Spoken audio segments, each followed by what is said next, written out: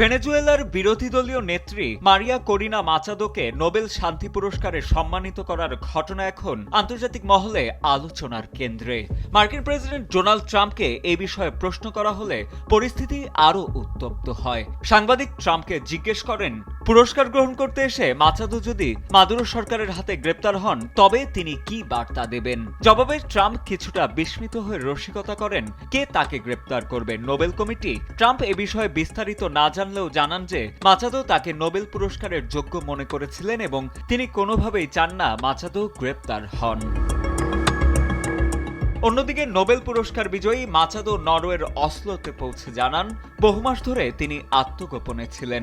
তিনি দৃঢ়ভাবে বিশ্বাস করেন যে ভেনেজুয়েলার মাদুরো সরকার তার অবস্থান সম্পর্কে জানত না।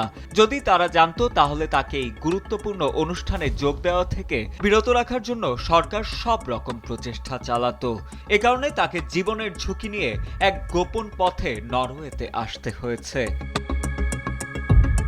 অসলোতে পৌঁছানোর জন্য যারা সাহায্য করেছেন মাচাদো তাদের ধন্যবাদ জানান এবং নিরাপত্তার কারণে যাত্রাপথ সম্পর্কে বিস্তারিত তথ্য প্রকাশ করতে অস্বীকার করেন।